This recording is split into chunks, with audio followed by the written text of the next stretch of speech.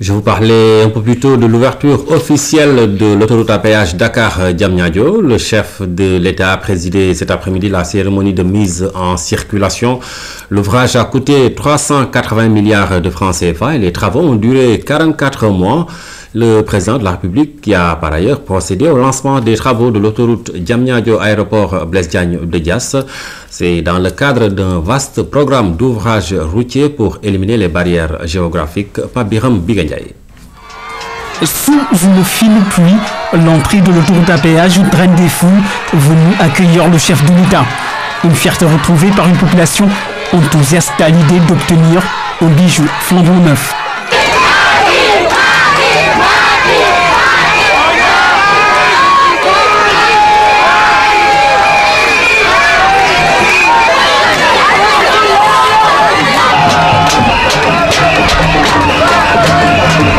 À l'entrée du péage, le président de la République donne l'exemple avec un geste tout simple. Le sésame pour emprunter une autoroute à fort impact social et économique. L'ouvrage routier a coûté 380 milliards de francs CFA avec une garantie de 26 ans. Elle marque la conclusion d'une phase de conception-construction qui aura duré 44 mois pour une mise en service ce 1er août 2013 comme prévu. Elle prélude aussi à la période d'exploitation qui durera jusqu'en 2039 et durant laquelle nous nous engageons à maintenir cette autoroute aux normes et aux attentes des usagers. Importante cette étape, elle l'est aussi pour nos clients, futurs usagers de l'autoroute à péage, qui à partir de ce jour vont rallier Dakar à Diamniadio en 20 minutes. Alors qu'il fallait souvent près de 2 heures pour traverser Rufisque. Le plan d'investissement pour la réalisation de l'autoroute Dakar-Diamniadio se traduit par le partenariat public-privé. Une stratégie payante en phase avec les nouveaux mécanismes de financement des grandes puissances du monde. Au-delà de ces défis positifs sur la mobilité urbaine et le désenclavement de la métropole de Dakar, cette infrastructure constitue l'un des tout premiers projets de partenariat public-privé dans le secteur routier en Afrique subsaharienne. L'histoire de l'autoroute à péage rejoint la trajectoire politique du chef de l'État. Il y a 8 ans, le président Macky Sall effectuait le lancement des travaux. À l'époque, il était Premier ministre. C'est le lieu ici de saluer les efforts de mon prédécesseur, le président Abdoulaye Wade, qui a eu la vision de démarrer un chantier de cette dimension et qui a initié ce travail que nous bouclons aujourd'hui, que nous bouclons pour la première phase. Qu'il en soit donc remercié. Aujourd'hui, c'est le début d'une nouvelle ère de prospérité durable au Sénégal. L'ouverture de l'autoroute Dakar-Diamniadio n'est que la face visible de l'iceberg. Le chef de l'État veut éliminer toutes les barrières géographiques à travers un vaste programme d'infrastructures routières.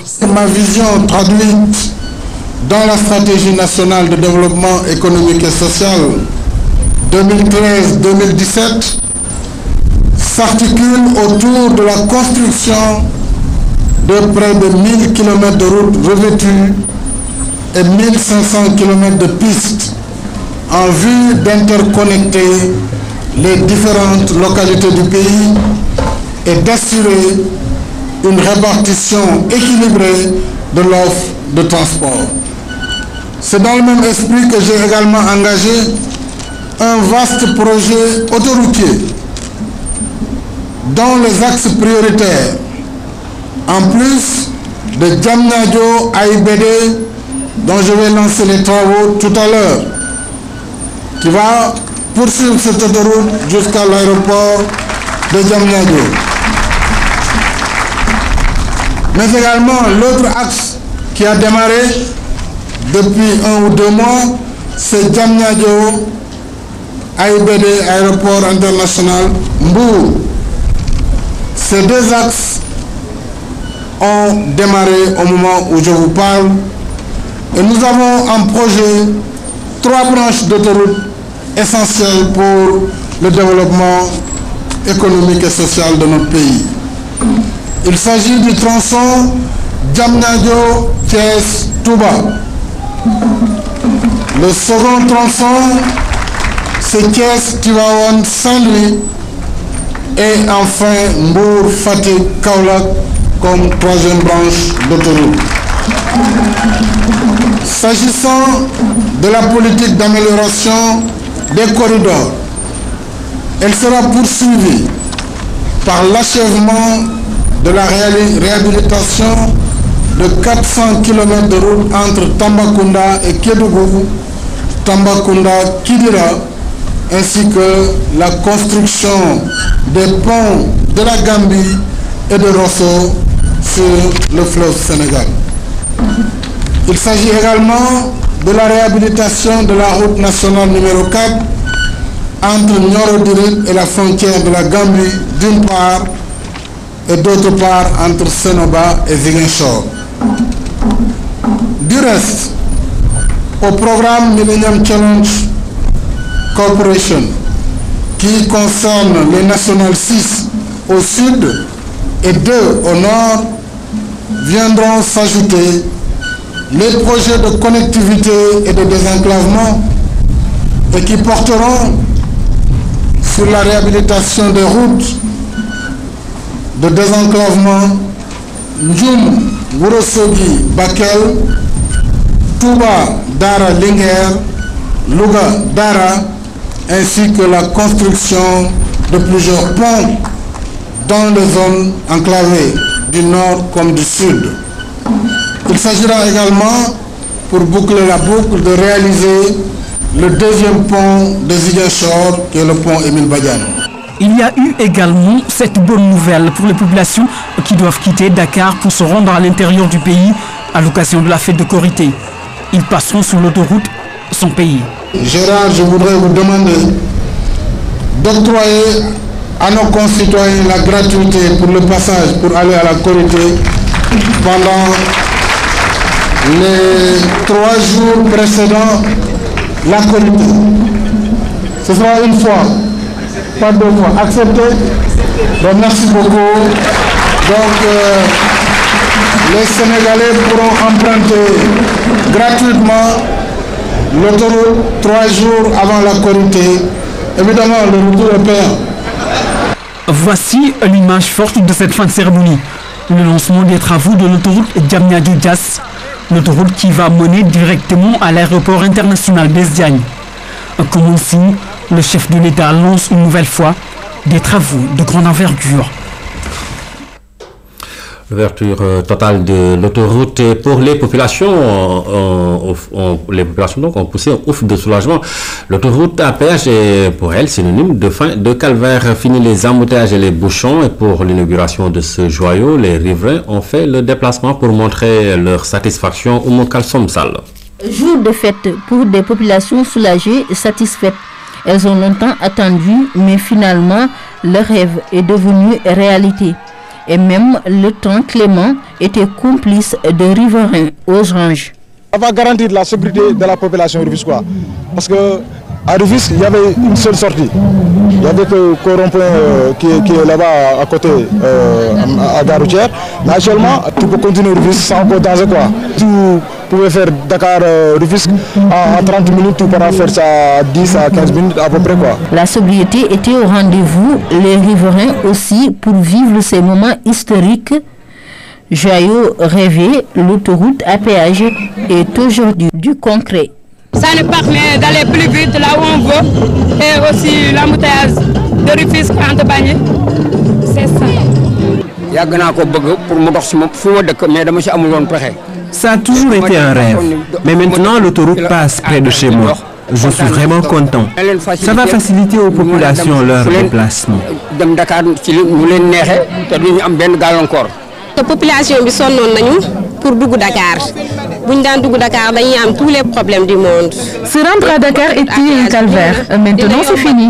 Surtout pour nous, population de Diamniadio, on ne va plus arriver en retard au travail. Surtout ñun population de Diamniadio. Buñ doon liggéey dañuy tardé. Impossible n'est pas sénégalais, semble dire ce jeune qui voit les choses en grand. Je souhaite que l'autoroute à péage soit le début d'un processus de modernisation de notre pays. Et en ce jour peu ordinaire, rien n'est de trop pour exprimer sa joie. L'autoroute Dakar-Diamniadio est un chef-d'œuvre qui reste le signe d'un processus très avancé de modernisation du réseau routier national d'un coût de plus de 300 milliards. Sa réalisation aura nécessité d'importants moyens matériels et humains. Dotée de toutes les commodités requises, elle offre aux usagers les conditions optimales de parcours, nous dit Ousmane Garifay. C'est un linéaire de 25 km. Vu d'en bas, le tracé présente les aspects d'une route classique par un de ses plus beaux atours à l'occasion de son ouverture officielle par la plus haute autorité de l'État. Vu du haut, c'est tout simplement un chef-d'œuvre. Venir ajouter au décor infrastructurel déjà fascinant. Au-delà du coup de neuf appliqué sur ces quartiers populaires traversés comme Pikine et Thiaroye, l'ouvrage va desservir des milliers de personnes. Du rêve à la réalité, 44 mois se sont écoulés. L'autoroute, c'est un investissement massif de plus de 300 milliards CFA. 1 millier d'ouvriers mobilisés tout au long du processus, permanent comme temporaire. 30 000 familles démobilisées au nom de la libération des emprises. Une dizaine de milliards au titre des indemnisations. Ainsi, a-t-il mis à contribution État, partenaire au développement et la société privée Sénac, adjudicataire du projet. Côté sécurité, l'autoroute s'est dotée de moyens technologiques de dernière génération. Caméras de surveillance, personnel d'assistance appelé à rester sur le qui-vive 24 heures sur 24. Ici, le souci est de s'aligner sur les standards internationaux. 30 000 véhicules devront l'emprunter quotidiennement avec ce casse-tête permanent lié au tarif, jugé publiquement hors de portée pour le citoyen lambda qui pourtant y a consenti pour près de 87 milliards de francs CFA. Je vous le disais en titre, l'autoroute à péage Dakar-Diamniadio sera totalement livrée au trafic à partir de demain 1er août. D'un coût de 148 milliards de francs CFA, l'autoroute de 25 km va soulager les automobilistes. Les responsables du projet ont également profité de leur face-à-face avec la presse pour appeler les populations riveraines à plus de vigilance. Alioune Badar Kane et Marianne Senghor. Sur la dernière ligne droite, l'autoroute Dakar-Diamniadio est presque achevée. La mise en route du projet est démarrée il y a 44 mois. L'autoroute est aujourd'hui un patrimoine national, une fierté pour le Sénégal. Cet ouvrage, c'est pour nous, c'est pour le Sénégal. Il faut l'appropriation des populations. Et cette appropriation dépend de vous, dépend de nous, dépend de Sénégal. Avec ce bijou, fini les embouteillages monstres. D'ailleurs, les automobilistes ne s'y trompent pas. Sur le tronçon Dakar-Cambérène, ouvert depuis quelque temps, plus de 21 000 véhicules sont enregistrés quotidiennement. Cette ruée s'explique. L'infrastructure offre de nombreux avantages. C'était pas rare de perdre au minimum 1 heure à traverser Rufisque. 1 heure pour un usager dans un embouteillage avec son moteur qui tourne pour rien. Alors je ne parle pas de la fatigue, de la crise de nerfs et du fait qu'on a chaud dans la voiture. Mais 1 heure avec un moteur qui tourne comme ça, sans avancer, c'est 5 litres dépensés. 5 litres à 800 francs, c'est 4 000 francs. Le péage pour l'air office, c'est 1 000 francs. Donc je pense que l'acceptabilité du péage, il ne faut peut-être pas parler de la valeur dans l'absolu aussi, mais qu'est-ce que finalement ça rapporte de dépenser un petit peu d'argent, mais de rouler dans certaines conditions. L'autoroute Dakar-Diamniadio a la particularité de traverser pas mal de zones urbaines. La sécurité des riverains intéresse donc au plus haut point les autorités. Malgré les passerelles et les murs construits, la vigilance reste de mise. Les murs de sécurité seront renforcés. Bien au contraire. Parce qu'une autoroute, on ne peut pas laisser les populations gamader à travers les autoroutes. Ça n'existe dans aucun pays du monde. La vie d'un homme, la vie d'un individu, je pense, est beaucoup plus chère que même l'autoroute. D'un coût de 148 milliards de francs CFA, l'autoroute va accueillir près de 35 000 véhicules par jour. L'autoroute, c'est la rapidité, la fluidité et le confort. Un grand bond en avant pour le Sénégal. L'autoroute Dakar-Diamniadio bientôt inaugurée, c'est une bonne nouvelle pour les populations qui expriment leur soulagement, satisfaites par la concrétisation de ce grand projet. Elles encouragent l'État à préserver dans cette optique, à persévérer dans cette politique des grands travaux. Voici quelques réactions au micro d'Alioune Badara Kane. Je trouve ça bien du fait que ça change le décor de Dakar et ça permet aussi aux gens de maximiser leur temps. Du fait qu'on passe vite, donc avec les embouteillages, ça nous fait gagner du temps. On n'est pas habitué à avoir ce genre de travaux au niveau du Sénégal. Ça, c'est une première. des travaux de cette beauté et puis de cette solidité, on n'est pas habitué à le voir. Je crois que c'est une première et il faut le saluer et aussi souhaiter que les autorités continuent à nous proposer des travaux de ce genre. C'est un soulagement pour toute la population et pour tous les usagers de la route quand même, parce qu'il faut se dire que des fois en quittant Dakar pour se rendre à Rufisque ou via Diamniadio, les gens mettaient 1 heure, 2 heures, 3 heures, beaucoup de carburant perdu et vous vous rendez compte effectivement que maintenant le carburant coûte cher un peu partout. Et la vie est difficile, donc vraiment c'est un soulagement pour permettre aux gens d'économiser effectivement de l'argent, d'économiser du temps et effectivement de pouvoir réaliser leurs projets, n'est-ce pas, dans des temps records. Je trouve que c'est une bonne initiative, surtout nous qui habitons dans la banlieue, et ça nous facilite le déplacement et tout. Et ça décante un peu la situation quand même, parce que ces temps-ci c'est vraiment dur. Ouais, surtout à cette heure pareille-là. C'est une belle infrastructure dont le Sénégal devait se doter depuis longtemps parce qu'elle permet le désengorgement de la zone. Et puis bon, en tant que... On voit qu'elle relie parfaitement la banlieue au centre-ville de Dakar. Et maintenant, c'est plus facile de relier le centre-ville et vice-versa. Il faut préciser que les passerelles, c'est important parce que dans le code, il est interdit de traverser l'autoroute. La vitesse est à 110 km/h jusqu'à 130 km/h. Donc moi, je recommande vivement aux usagers d'utiliser les passerelles, c'est beaucoup plus sûr. Et puis le directeur général de l'APIX aborde le sujet de l'ouverture de l'autoroute à péage Dakar-Diamniadio. Ce sera ce soir dans le magazine hebdomadaire Le Point. Dans cet entretien, dans cet extrait plutôt, Diène Farbassar s'explique sur les tarifs jugés trop élevés par les usagers. Nous l'écoutons. C'est une autoroute quand même privée. Et quand on parle de PPP, on parle de privé, l'usager doit payer. C'est-à-dire, nous, à l'époque, il y a 5 ans de cela, il y a des études qui ont été faites, des enquêtes faites aussi, et qui ont prouvé que 80% de la population avait adhéré pour ce projet d'autoroute. Oui, mais quand même, nous sommes dans un pays pauvre où la conjoncture est telle quand même que les gens peuvent être amenés à ne pas avoir ces tarifs-là. Si vous ne craignez pas un contournement, surtout pour le transport public... Hein, vous savez, nous sommes des démocrates. En créant ce projet, nous avons pensé à 2 alternatives, 2 choix. Si tu n'as pas d'argent, tu passes par la nationale. Parce qu'on voulait faire passer l'autoroute sur la nationale. Mais on a dit que non, il faut laisser quand même les Sénégalais choisir. Soit on passe par la nationale, soit l'autoroute. Voilà le problème, parce que le tracé, c'est nous qui avons opté pour ce tracé. L'autoroute ne sera pas finalement une affaire d'élite que le peuple lambda est à pratiquer la... Mais dans tous les pays du monde, ça se passe comme ça. Tu vois, en France, il y a la route nationale et l'autoroute. Mais la particularité est que cette autoroute est une autoroute urbaine.